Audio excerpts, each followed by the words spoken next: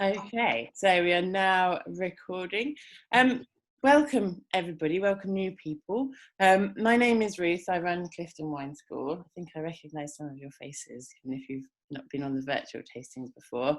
And I have a diploma in wines and spirits, and I teach up to the vocational equivalent to A level. So if you have any questions, please do ask. I think you all know that today we're focusing on Sauvignon Blanc. I think that's probably the popularity of Sauvignon Blanc is probably why we've got so many people here. Apparently, a few people like drinking Sauvignon Blanc. If you have it there, it would be great if you could hold up to the screen your bottle so I can have a little look and see what we've got. Oh, some Marlborough, lovely, France Touraine. Some more Marlborough, some more Touraine. Oh, Val de Loire, lovely. South Breakwater, is that looks New Zealandy as well, doesn't it? I think. Chile, I believe. There, very nice. Ooh. Lovely. Oh, a reserve Drancock, very good. No. Has anybody got anything that is not from France or New Zealand? Okay, that's sort of predictable. I think something like 2/3 of the world's Sauvignon Blanc are produced by France and New Zealand. That's a very rough estimate. It might be closer to half, but there's an awful lot of Sauvignon Blanc produced by those countries, and they do it really well. So it's not that surprising that you've all got wines from those areas. It's quite good as well, because we are going to talk about some other areas a little bit today, but most of the information is about those two countries because they are so prolific and good at it. Wonderful. I'm just going to do a screen share with you.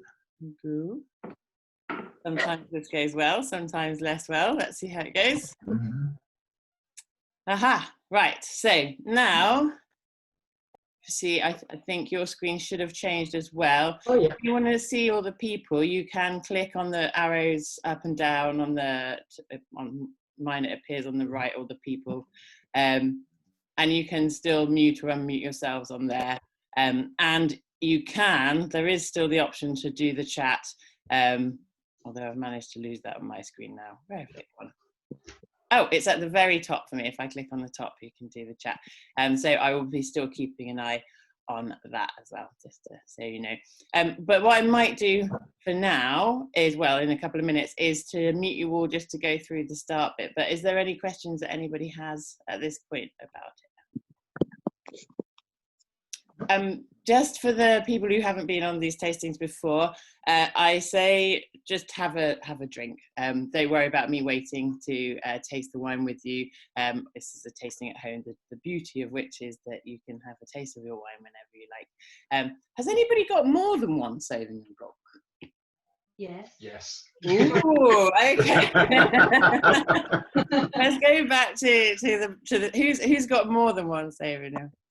We have two. They're both from Chile, strangely enough. Chile. Oh, excellent. That's good. Okay, lovely. Oh, was that the one that was the breakwater that I couldn't see the country? Yes, that's right. Ah, lovely. Excellent. And Tim, you've got two? Mine's another French one. Oh, just sure. Nothing very exciting. Just in case I didn't enough. Of course. And there's two of you potentially, so you could easily need two bottles during an hour. There was going to be, but there may not be, but we'll see. Anybody else got more than one type of Sauvignon? Oh, yes, Isabella. I've got Puy Fumé because I wanted to compare the Sancerre with it. So just. Yeah, and I know you were going to talk about Sancerre tonight, so I thought it would be good to compare the two, as I haven't done that in a long time. So good, excellent. That's a very nice comparison to be making. To people who might be unfamiliar with the French Sauvignon Blanc regions, Puy Fumé and Sancerre are kind of like the holy grail of French Sauvignon Blancs. They're two neighbours that sit across a river from each other. And they're very prestigious. So Isabella has got a lovely evening ahead of her tonight. Wonderful. Right, let's go back to the screen sharing. I'll start feeling jealous. I have got a Sancerre though, so I do feel quite lucky this evening. All right. If you do happen to have any goat's cheese or other type of pale hard cheese, then they go very nicely with Sauvignons. Right. So, welcome, Sauvignon Blanc at home.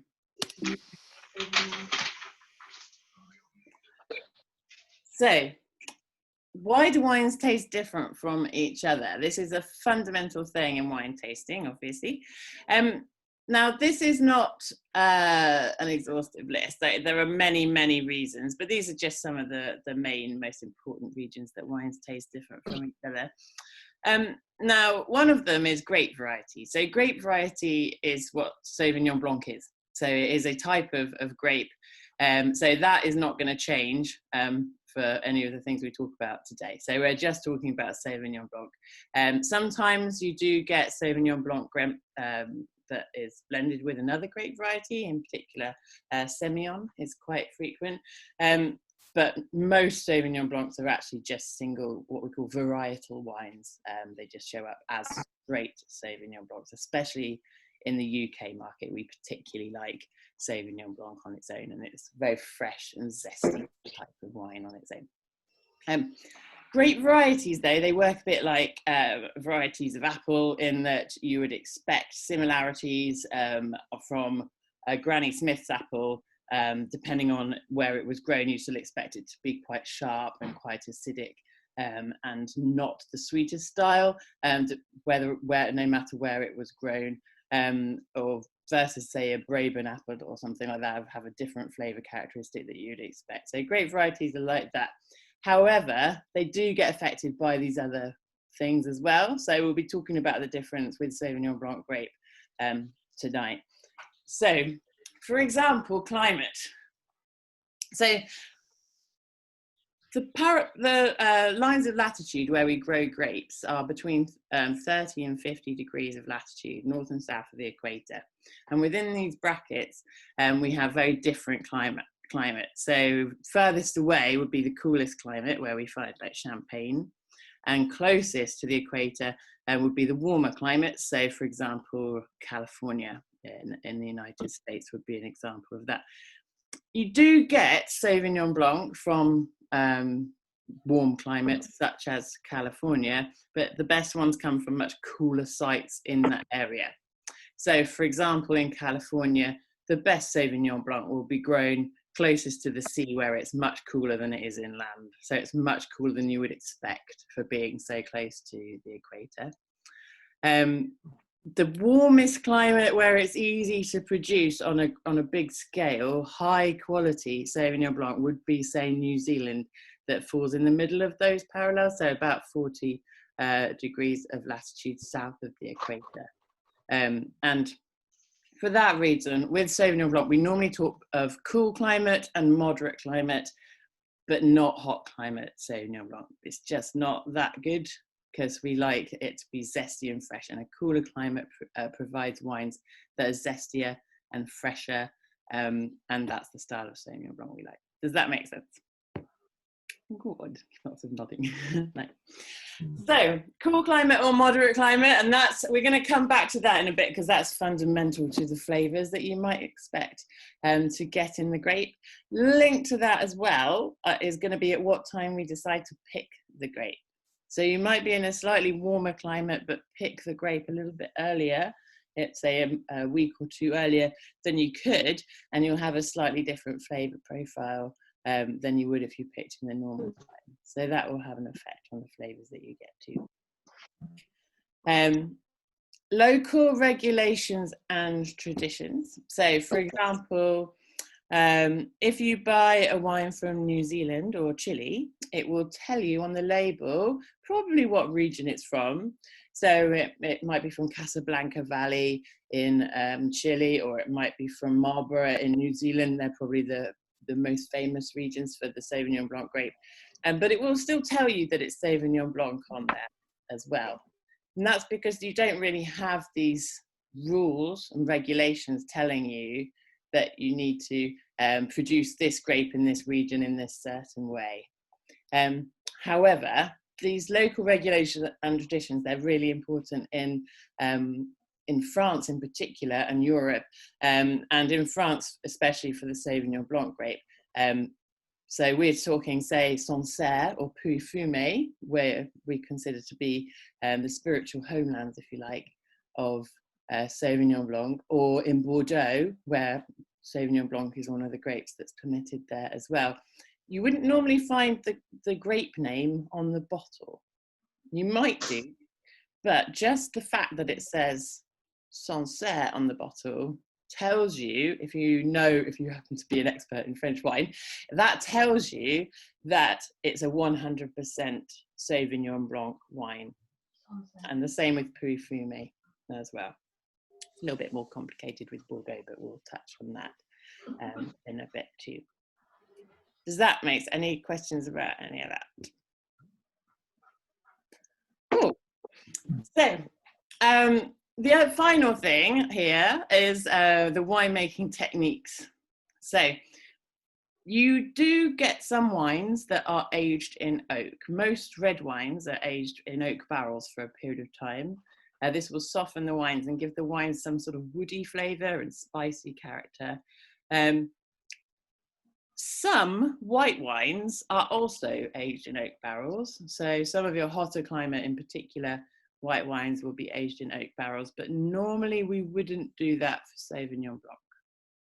Has anybody here got an oak aged Sauvignon Blanc? It will tell you on the label if you have. You will know because you'll probably have paid over £15 for it. There would be.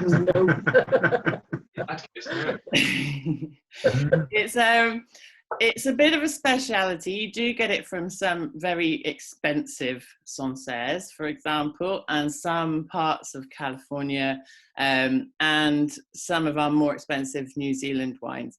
But you're only going to get an oak Sauvignon Blanc if it is a really high quality grape vineyard, and they're winemakers that are making an artisanal product that is not really what is commercially sort of valuable, if that makes sense. So you do get that does exist. If you see a Californian one, they're normally labeled Fumé Blanc, if you're interested. But generally speaking, a huge proportion of the Sauvignon Blanc that is produced is not aged in oak barrels. It will be aged usually in either concrete or most frequently stainless steel. And that will also then be temperature controlled. And that is about keeping this zesty, fresh style of wine, not giving it the spice, not giving it the extra sort of savory character, but keeping it fresh and zesty and maybe grassy about that as well. But if you have a look at your wine, have a look at it. If you have a smell of it in particular is what I would like you to do. So if you swirl it around in the glass like this, and that just breaks the surface tension of the wine, so you get as many aromatics as you can. Don't really need to do it as much with Sauvignon Blanc. So if you want to talk about a pungent wine, this is the, one of the most pungent wines you can get. But it smells very clean and very crisp. If it doesn't smell very clean and very crisp, there might be a problem with it, because that's how the style of Sauvignon Blanc you would get, unless you've got one of these oaky style ones. Lovely. Looking at your wine as well, you would want it to be a nice pale colour. So your best way of comparing those would be if you have a white background, say like an envelope, piece of paper, or just anything around the house that's white. If you hold your wine away from you and look through it against your white background, the colour of the white wine should be quite pale and not very golden.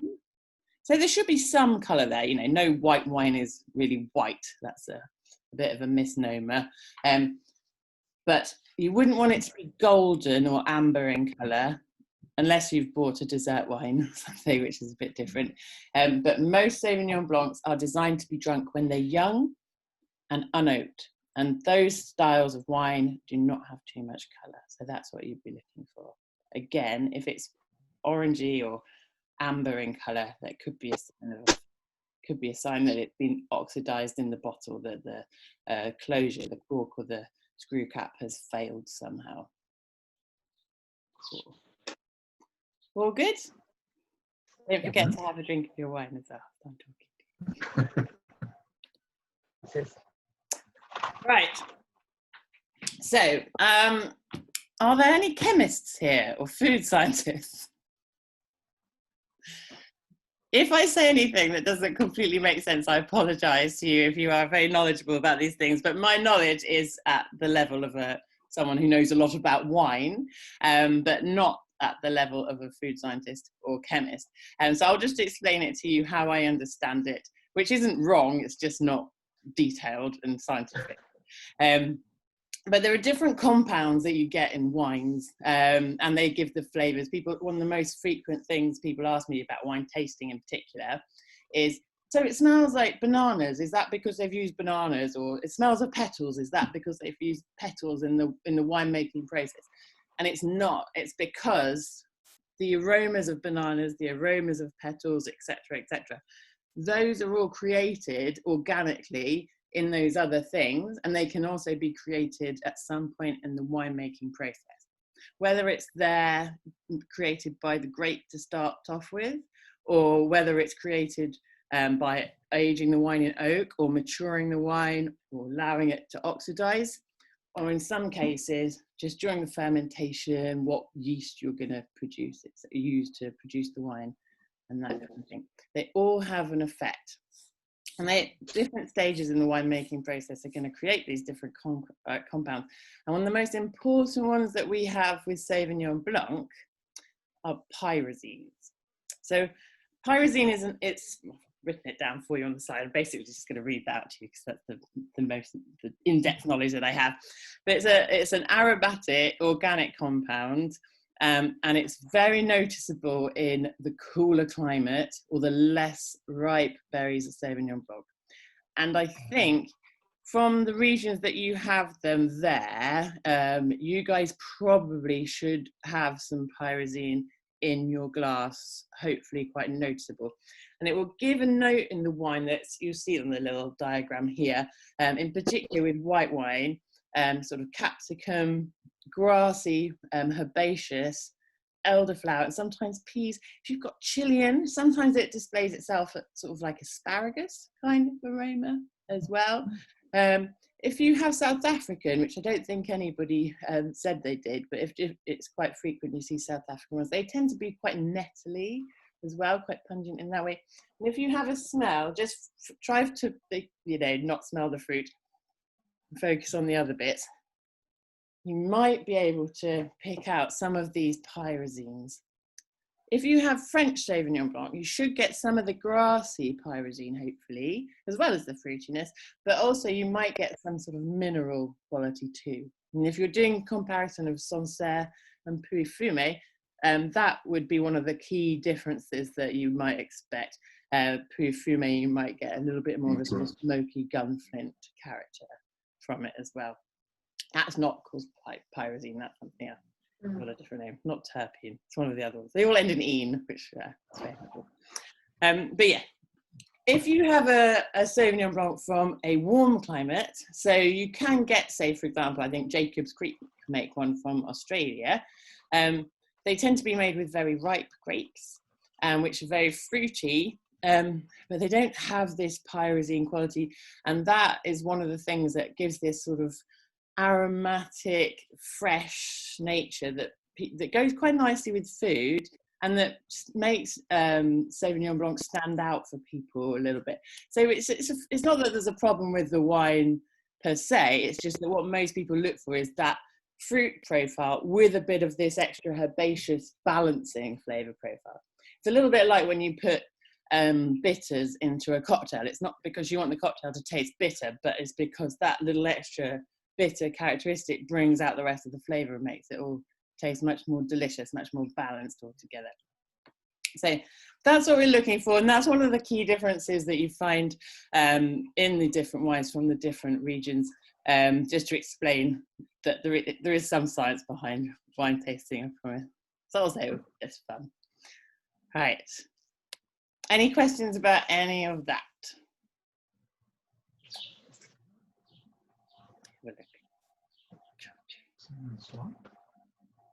Ooh. Right, so how to taste wine like a professional. As you look at it and have a look at the colour, and again, we want it to be nice and pale in colour.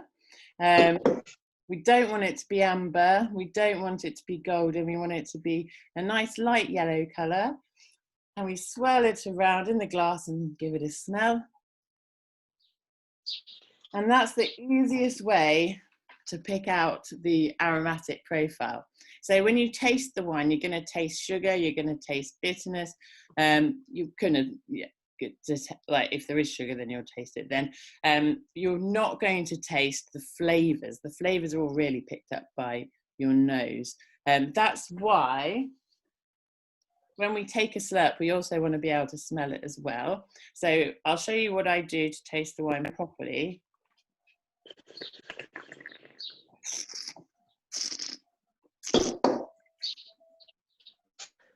Really breathe air through the wine as much as you can. And that will mean that you're hitting as many as your flavor receptors as you can in your mouth, and not just the taste receptors that will get you sour, bitter, sweet, etc. And you'll taste the wine so much more in your mouth if you can breathe it in and smell it at the same time too. So that's why we do that. It's not just to be unpleasant in restaurants. Although if you do want to look like you know what you're talking about in a restaurant when someone pours the wine for you, that's my #1 blagger's guide, is make a slurpy noise, and they will think you know what you're doing.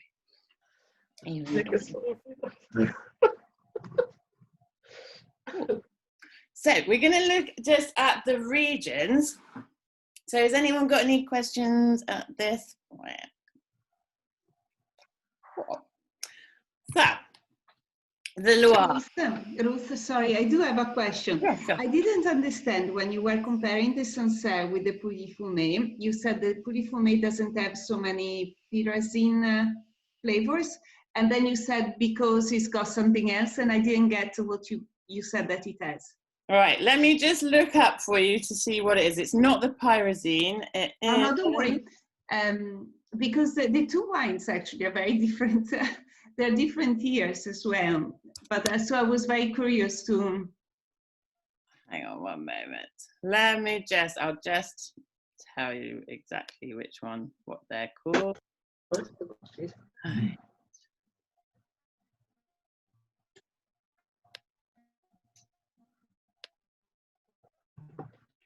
I could slap my back on the phone. It's a good thing to do with wine to keep them not tasting. Yeah.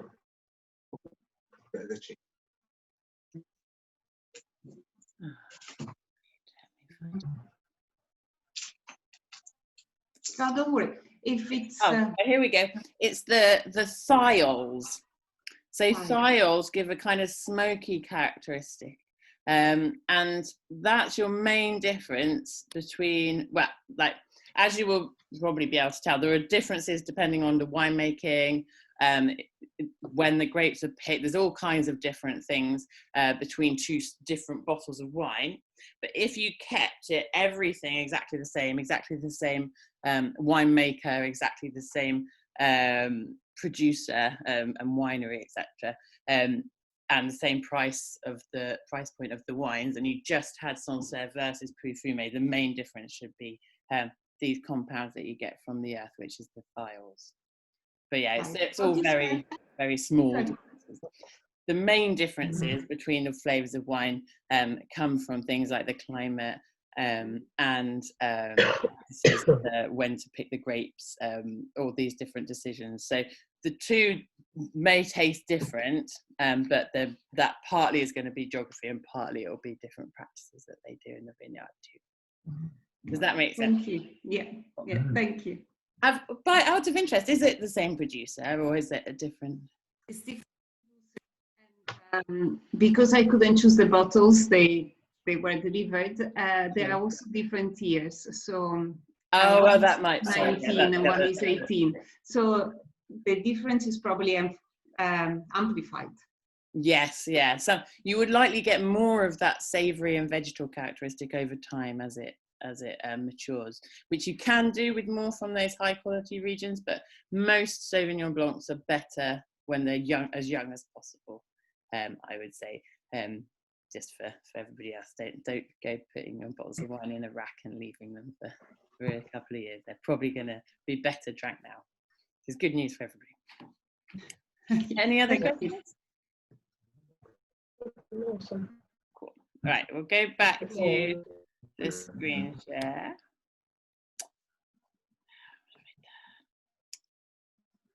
Oh, I need to pop. Oh yeah, here we go.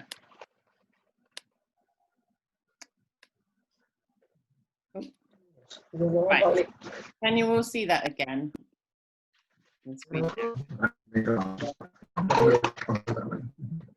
So this is the map of the Loire Valley. So if you've got part of people's faces covering the right-hand screen, you might want to just move where those faces are to another point of your screen, because the most important area that we're talking about is the furthest inland for Sauvignon Blanc, which is the centre wines or the central vineyards area. So if you see here on the screen, we have Sancerre, and just opposite the river there, that is Puy-Fumé. These are the two most famous, most prestigious wine regions in France. We think that Sauvignon Blanc is a grape variety, as much as we can know these things. We think that it's traced back to this part of central France, maybe a little bit further to the east. The parents certainly, we think, come from regions like Jura, probably top of the list. So we think that originally this is where the grape came from and was first produced, and then was essentially carried to the west coast of France, down the Loire river, and then eventually ended up heading further south and being one of the main white grape varieties in Bordeaux, which is just to the south on the Atlantic Ocean, where it's very important for the production of sweet wines there, like Sauternes, which you might have heard of or tried. Very important from Bordeaux. And in Bordeaux as well, that's where Sauvignon Blanc eventually became one of the parents of Cabernet Sauvignon. It crossed with another grape variety called Cabernet Franc, and they produced Cabernet Sauvignon, which is now one of arguably the world's most important black grape variety. It's certainly grown in a huge amount of countries around the world with great success. And is used to produce some of the most expensive wines in the world. So Sauvignon Blanc is one of the parents, so that's very important. Part of the reason that it's such a successful grape variety is because, as you can smell, probably, it's really pungent and fruity. It's quite high in acidity. And you can tell that when you taste a wine, if it makes your mouth water, if it makes the inside of your cheeks salivate, that's a sign that it's high in acidity. So if you just have a little taste of the wine, hold it in your mouth afterwards, you might find it makes your mouth salivate on the inside. That's a sign of high acidity, and that gets passed through. That pungency, that high acidity gets passed through to the Cabernet Sauvignon as well, and that's one of the reasons why these grapes are so successful. That and that. You might be able to take, on my wine, certainly you get an aftertaste of the grassiness, of the kind of herbaceous notes from the grapes that we were talking about before. You may have less of that. If you've got a New Zealand one, they focus more on a style of wine that is higher in fruit flavors, and they often will choose yeasts that will bring out the fruitier characteristics in the wines as well. The French style tends to go better with food. They tend to be more designed to go with food, so they'll tend to have a slightly higher acidity. And if you do have any cheese, I recommend trying it with your wines as well. It's very nice. A lot of people tell me they always think of red wine when they think of food and wine pairing, and cheese and wine pairing, but actually there's plenty of cheeses that go better with white wines too. So yeah, delicious. So this area here, centre wines, this is known for producing the most mineral, the most smoky, most prestigious, most expensive styles of Sauvignon Blanc, if you like. If you like these styles and you don't want to fork out the minimum 15 quid that you might have to spend to get a Sancerre or Pouilly Fumé, then I do recommend looking out for these guys. So there's Coteau de Giennois. Not many people in the UK recognise that means that's Sauvignon Blanc, and that it's a neighbour of Sancerre and Pouilly Fumé, so you get a better value for money if you spot that. Also, slightly better known, but still only amongst people that really know their stuff, is Menatu Salon here. Again, Sauvignon Blanc. And also these two guys here, so Quincy and Roy. Roy is a funny one. You could confuse that with Rouly, which is R-U-L-L-Y, which is an oaky style Chardonnay from the Burgundy area. So do be careful if you are one of the many people that I meet that loves Sauvignon Blanc but doesn't really like Chardonnay. So yeah, if you don't get those confused if you're one of those guys. But if you do learn these regions, then it can save you a good few quid in the shops. Yes. You can. There are many Sauvignon Blancs produced in the Touraine area. And again, the main white grape variety of this area is Sauvignon Blanc. You can get some other grapes produced here, so it will normally tell you on the bottle that it's a Sauvignon Blanc as well. And you're normally looking at spending £4 or £5 less by the time you're going into the Touraine, and still some, you can get some, obviously, whenever you have a huge amount of wine produced in the area, you do get some ropey ones, but you can get some really nice ones as well. And certainly you can find a £12 Sancerre in some places, and you can also find a £12 Touraine. The £12 Sancerre is the cheapest possible Sancerre you're going to find. Probably not a good idea, but the £12 Touraine is one of the most expensive Touraines you might find. It's going to be a lot nicer. So it's like if you want a higher quality for less money, I would definitely be looking in that area. Yeah. Cool. So yeah, these two regions. Touraine, many other grapes grown. They do produce reds, they produce whites, they produce sparkling wines in this area. It's very varied, but there are some real bargains to be had. But this is your prime region, is the central vineyard. It's got the smallest production, the highest prices, unfortunately. And if it's a white wine, then it's going to be Sauvignon Blanc, and 100% Sauvignon Blanc as well, and usually unoaked. If it's a red or a pink wine from this area, it's normally going to be made out of Pinot Noir. But by far, the vast majority of the product is white wine, because that's what it's most famous for, and therefore it's the most profitable thing for the producers to grow.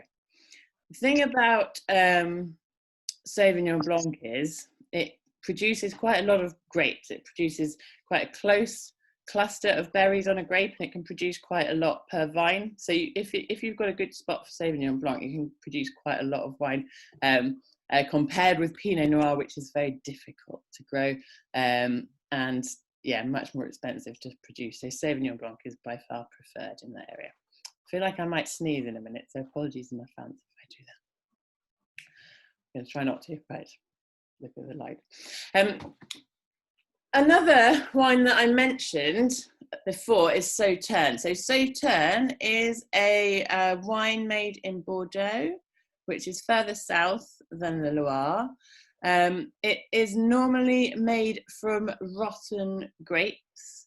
You can see the bunch of grapes here in the picture. It looks gross. I mean, it probably would be pretty gross, to be honest. But if you turn these grapes into wine, then they make a luscious, delicious, sweet dessert wine. Sometimes people put a few of these rotten grapes in with normal dry wine to produce a kind of richer flavor style. But in Sauterne, they specialize in just using only berries that are rotten like this. It's called noble rot or botrytis. And they produce these lusciously sweet expensive and prestigious dessert wines. But Sauvignon Blanc is very important here. And again, this very tight cluster of berries is really important because you don't get much air passing through them, and then the rot can really take hold. One thing to say, don't use any rotten berries to make wine and expect it to be delicious. It has to be rotten at the right time. So they have to be ripe first and then become rotten later. Otherwise, you're just going to have one of the most intense, unpleasant wines that you could possibly come across. So yeah, start with ripe grapes. Oh, yes.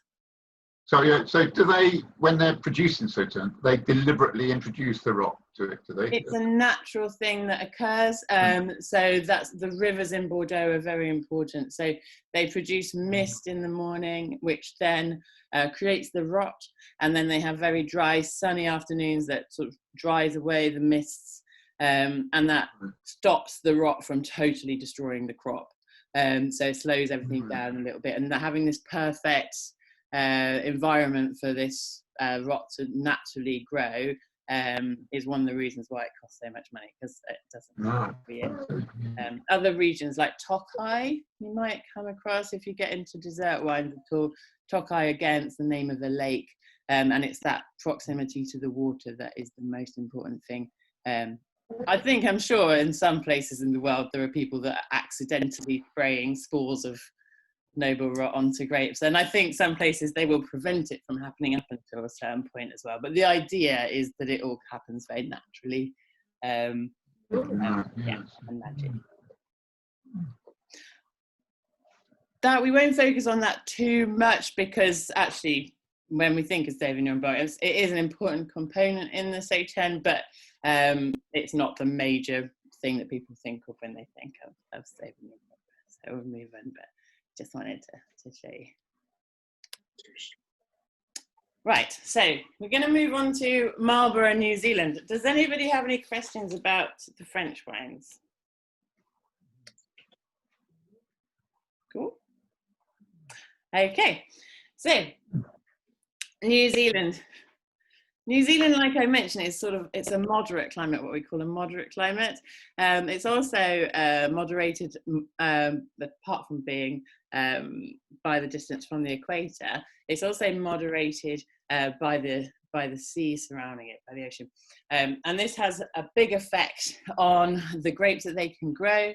One of the best things about Marlborough in particular is how much sunlight we're getting here. So it's not particularly cloudy area. It's not too hot, so the grapes don't ripen too quickly.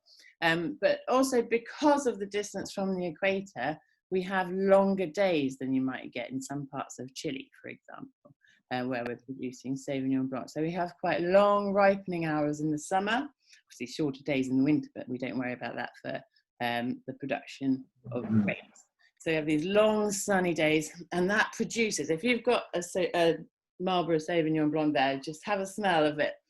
It's almost like it smells like sunshine. And I know that sounds stupid, but it really does give you a really real fruity, zesty, sunshiny kind of flavour. To me, they taste a little bit like those fruit salad sweets that you used to get as a child. I don't know if they still make them. The ones that look like blackjacks, but they were the fruity version. You get so much fruit, it's like a fruit bowl. Tend to smell more of tropical fruit because we've got the slightly riper grapes and the slightly warmer climate and all this extra sunshine. So we tend to get more passion fruit, mango and tropical, as well as getting some different green notes and the more herbaceous quality. So what they tend to do here is they will often pick some of the grapes earlier and some of the grapes later and blend the two together. They're big in terms of dynamic winemaking practices. Have I got a slide with, oh yes, so there's a little bit of history. So I'll show you where we're talking about first of all. So in Marlborough, but 80% of the grapes that are grown to make wine in New Zealand come from Marlborough, just here in the northern part of the South Island. So all these other regions that you see coloured in, they are also wine regions, but in terms of their commercial value, they're nothing compared with Marlborough is by far the most important, and by far the most important grape variety in the whole of the 2 islands put together is Sauvignon Blanc. It's really important. But Sauvignon Blanc was only planted there in 1981 for commercial reasons, which is insane when you compare maybe millennia of grape growing in other parts of the world that are still to, you know, places like South Africa and Chile. I mean, they look at what New Zealand have achieved and they get pretty cross. Some of them, I've spoken to some winemakers that have just been really openly jealous. And what they tend to do is often people try and emulate the New Zealand style because it's become so successful. Certainly my generation of wine drinkers, there's so many people that I know who just really just drink Sauvignon Blanc, and in particular will only really drink New Zealand Sauvignon Blanc, and even then, even more will just drink Marlborough Sauvignon Blanc because they've nailed it. What they did was they did a lot of market research. They don't really have much of a domestic market themselves. They haven't got very many people in New Zealand to sustain a wine industry.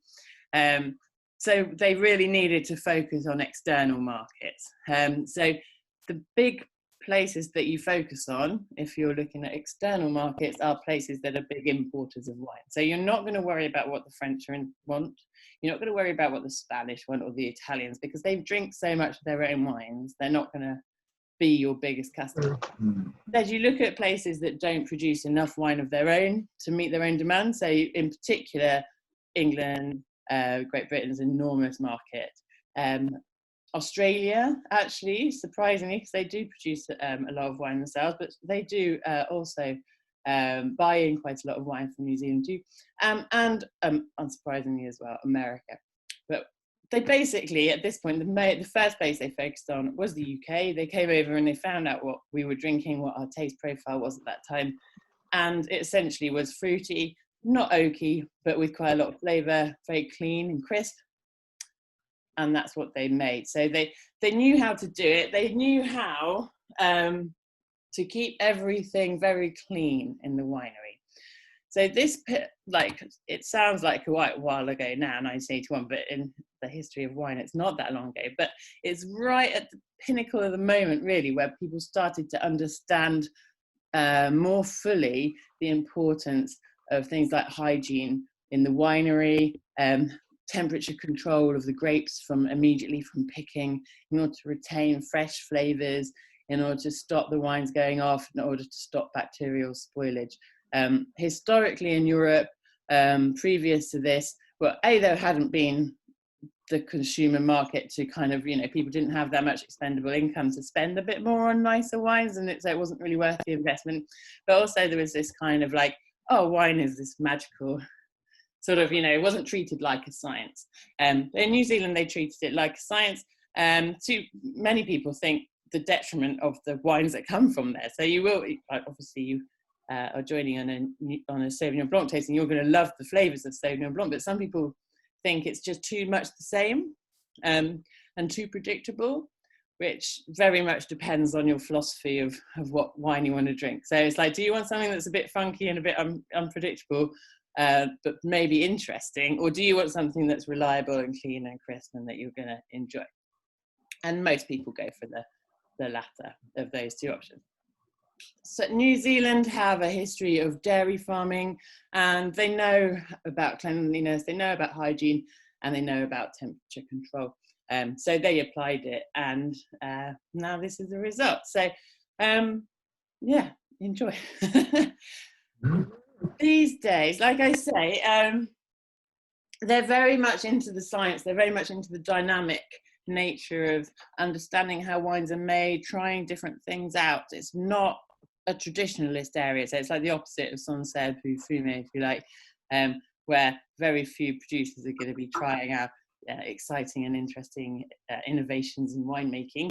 And again, it totally depends on your philosophy, which way you prefer. But in New Zealand, they know that they're a fad at the moment, and they know that although it seems like it's going to continue and it's going to be successful for a long period of time, they do know that wine trends tend to be cyclical.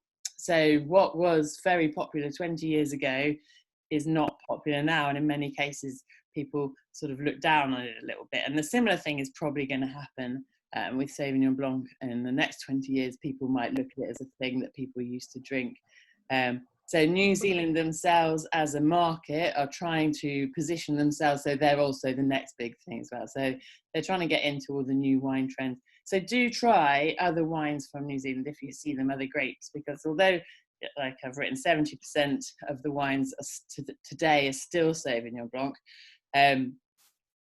they are trying a lot of other things, and they do make an awful lot of really high quality wines from other grapes. So if you start to find yourself getting bored of Sauvignon Blanc, which I realise sounds like madness to a lot of people, like they would never get bored of it.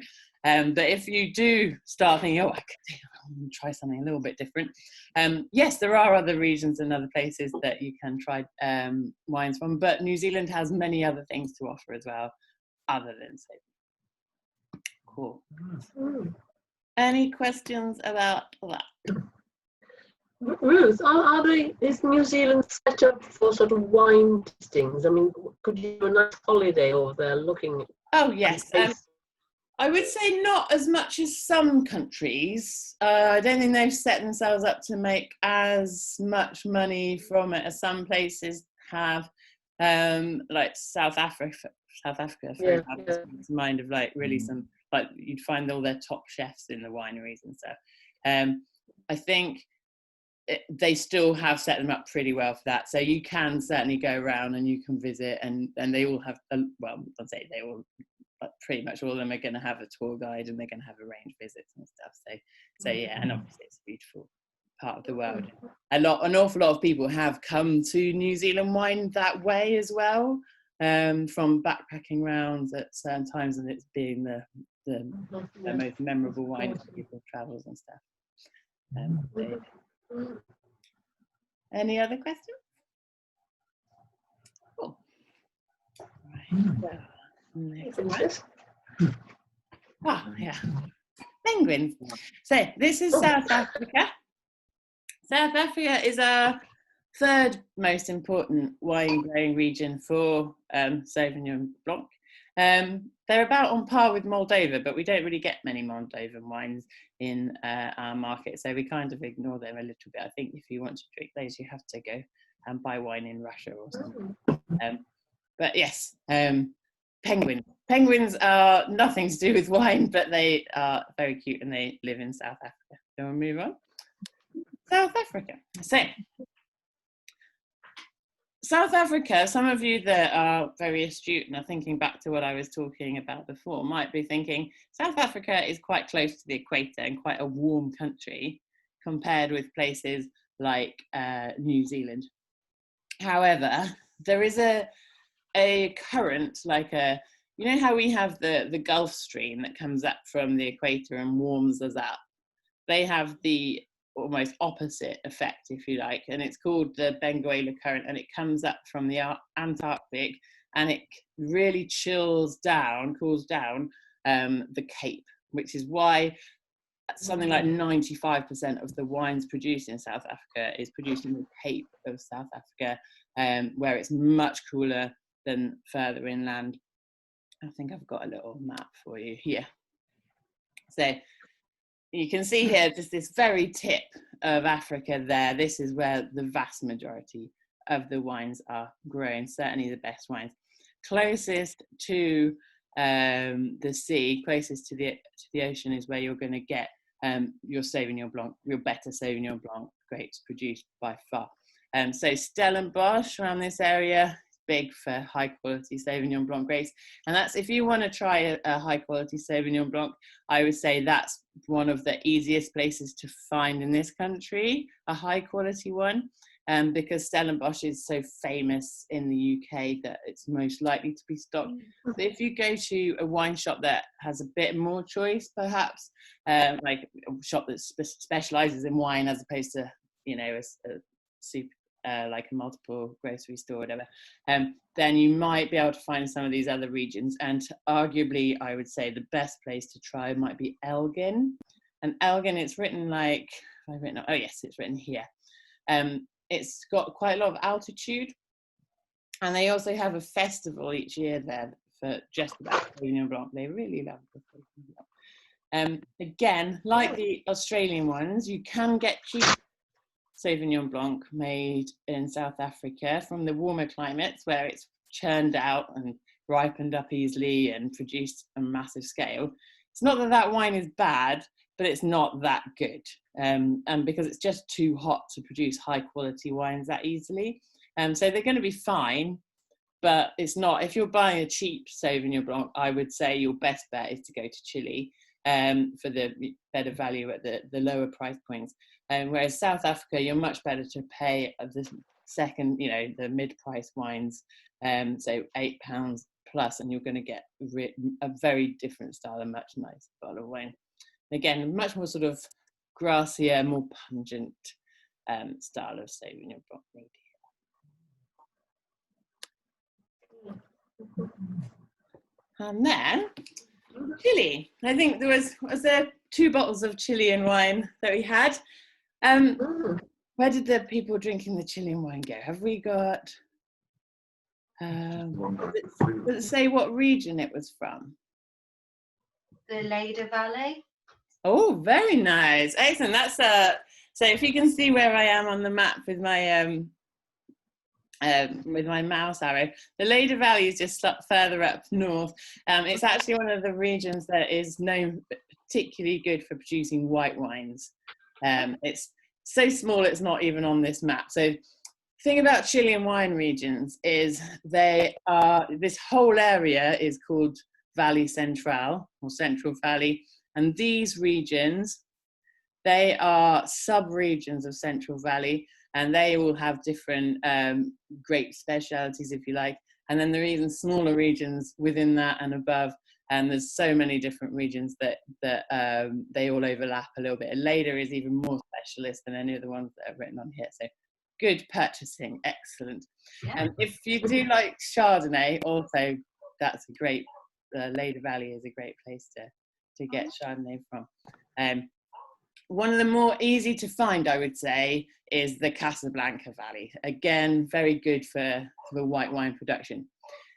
If you are thinking about distance from the equator, it is actually fairly far north in the country, so we're quite close to the equator, so you might think it's warmer, but we have a lot of altitude. So there is the Andes here running down the side, and then you have another more coastal mountain range running down there, and you also have proximity to the ocean, and all these things have a huge impact on the climate and really cool the climate down, making it much more suitable than you might think for white wine production. And then you have these areas here, the Maipo, Cachapol, Colchagua, they tend to be much more suitable for your red wine production. So if you like red wines, then I'd focus on there.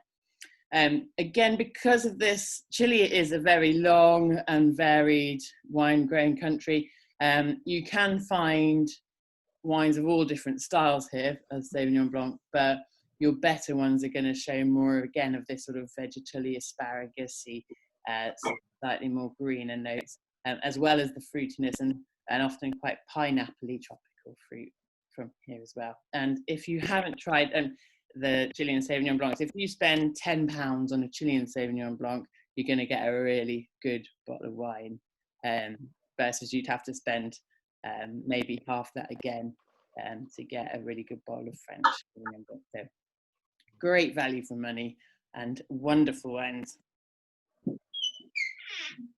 And that's it. So what I'll do, I'll just press stop share. Lovely. Does anybody have any questions? Ruth, can you go back to the map of South Africa and show us where Elgin is, please? Yes, let me just do. Can you see? And Mark Christopher has a question on chat as well. Oh, hang on. I haven't got any question come through on chat. I don't know if it wants to be. It says, for some reason my audio doesn't work. Don't think you can hear me. Not a fact in my brain, which not sure is true. Marlborough has naturally high UV level, i.e. its bright light area needs sunglasses. Yeah, so that's slightly different. So that is to do with its proximity to the hole in the ozone layer, I think, is why you get a lot of eye cancer and stuff in in New Zealand, which is cheery. but it's high UV in terms you do get long sunshine days, and you get like a lot of sunlight, so it's also great for producing those sorts of sunny styles. But that really hasn't come through to my chat at all. It's from Marcus to everyone, so I feel left out. But yeah, not come through. Yeah.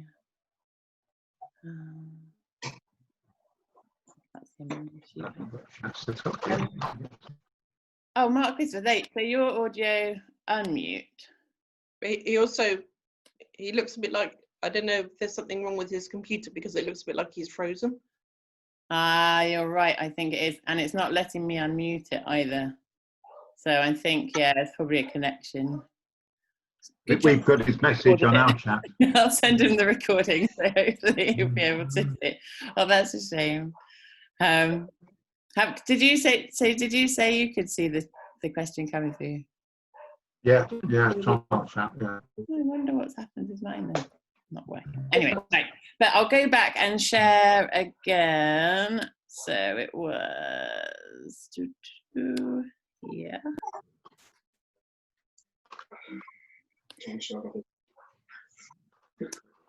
So Elgin, it's around about here, I think. It's not that far away. Again, it's another one of those much smaller sub-regions. So these are the sort of districts, if you like. They're much larger regions, and within this we have smaller regions again. And I think it's around about there, if my memory serves me. It's slightly further inland, but it has got this altitude. It's not in Stellenbosch, it's just a little distance away.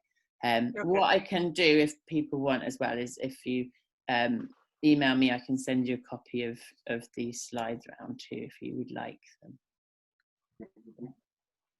Okay, thank you. Good. Any other questions? In right back, Ruth, you said that some of them are stored in concrete. Yes. Yeah. Yeah, that seems an odd thing to store it in, isn't it? Does that? It's been around a long time. So, if you do use concrete, often you'd use like a layer, like a epoxy resin or something like that. There'd be some kind of, and some really traditional cases like a kind of wax or something, to create a kind of barrier. But the thing about concrete, and the reason it's becoming more and more popular again, is it's a naturally good at maintaining a relatively cool temperature, whereas the stainless steel can be very exact in terms of what temperature you control it to, but that's using energy to do so, whereas concrete just can, without powering it, will just keep things naturally quite a lot cooler. There's quite a lot of places in the Loire actually that use it's almost like, if you look at them where they're storing the wines, it looks like a kind of underground swimming pool of wine. Sounds great. Yeah. Oh, now I can see and hear you. Yay, excellent. Hello. I don't know why the other question hasn't come through. See if you can unmute him now. Pardon? See if you can unmute him now. Well, it looks like, oh, yeah. Oh, he moved. There we go. So, did you get? And he's unmuted now. Look, we can hear him. Mark, say something. No, that. I was aiming too high. That was too high. I'll send the video around, so hopefully you didn't miss anything. I'm really sorry if you did. Excellent. Are there any other questions?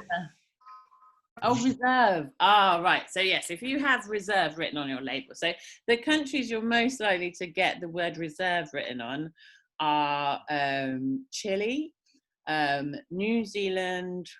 They're probably most likely. You can see it on other countries' labels as well, but they're very big in those countries. That's normally because they don't have a hierarchy set out in law, really. So say, for example, in France, that your Sancerre is in the hierarchy above Touraine, which is in the hierarchy above the Van de Pay wines, which is in the hierarchy above your Wine of France and Van de Table and stuff. So they have this sort of set hierarchy that you just expected to know, or the price will tell you. But you don't have that so much in places like Chile and New Zealand. So instead, they tend to differentiate by, say, Brancott, for example, they have a standard wine that you might be able to pick up for £7-8. Then your Brancott Reserve, which will be their better grapes, maybe from older vines or a better vineyard, or just produced in a more careful way, and they're more picky about what grapes are allowed in the blend. And so they would be charging more for that, but they'll let you know that it's their better wine by putting reserve on the label. And sometimes they don't, it's not even that there's two different wines, it's just that they're using the word reserve to just make it sound nice. But yeah, it's not like in Spain where reserva has a legal definition of aging. Yeah, it's just marketing, if you like. But it sounds nice, doesn't it? Excellent. I'm going to coffee. Thank you. Nice. Thank you, everybody. Are there any other questions before we shoot off? So what Sauvignon Blanc were you drinking? Oh, shall I show you the bottle?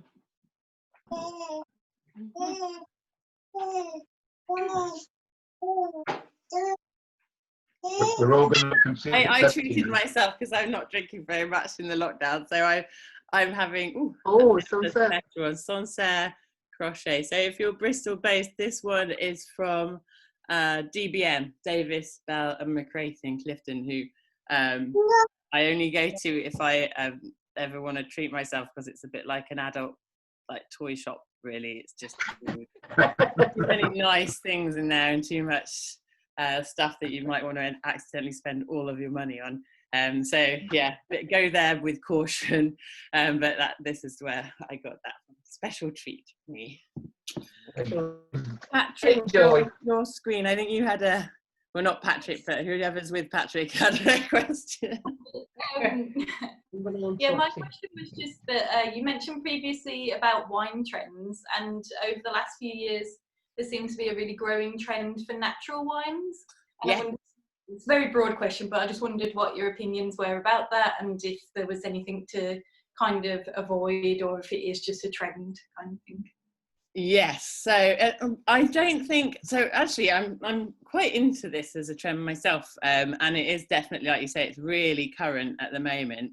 And yes, it is a trend, and it is trendy currently. But I think it's one of those things that's niche. It's never going to be mainstream, so it's never going to be big and then disappear.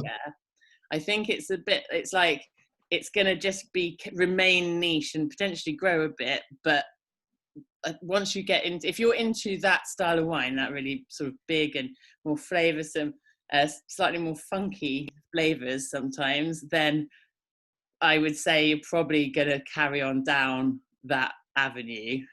You're probably not going to go all of a sudden wake up and be really into Pinot Grigio or something like that. It seems like it's probably something that people will stick with, and it's a little bit like craft beer, I suppose. It's sort of it's not the easy drinking, and it's not the cheapest.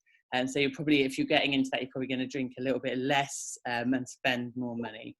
When it comes to my advice for drinking them, I've had some that taste like kombucha. Have you ever tried kombucha? Sort of tastes a bit like vinegary. Fine if you're into that, but that's not what I want from a glass of wine, and certainly not if I've just spent £15 on it just for the interest. So I would definitely be buying from someone who knows the wine, so like someone who's tried them all and will recommend to you ones that, you know, you can say, oh, I like them that are more funky. You can say, oh, I like ones that are a little bit cleaner. If you want to look for wines, a certain wine region, I would say there's parts of northern Italy and Georgia. Less likely to find it. Slovenia is big on natural wine product. But yeah, Collio in Italy and Georgia are probably the best wines that I've tasted, I think. Oh, and some really nice British ones too. But yeah, they're very expensive. They're the English ones. Trying to make wine naturally in England without rainfall is quite difficult. I can imagine. Thank you. Any other questions? I think I might do a sort of history of wine and natural wine session as well. So yeah, I'll send you an email. Any other questions? That was great. Thanks, Ruth. That was good. Oh, okay, well, in that case, thank you so much for coming. I say coming, for being here. And yeah, I'll hopefully sort out that recording, and I'll get the others to you as well, Victoria. I saw in your email. There's a few that I haven't sent out to other groups. So yes, I will get those recordings to you too, and especially Mark, Christopher, if you hopefully you caught all of that, but I'll make sure you get the recording soon, just in case there's anything you missed. But have a lovely evening, enjoy the sunshine, and Thank you. Thank you. Thanks. Bye. Thank you. Bye. Bye.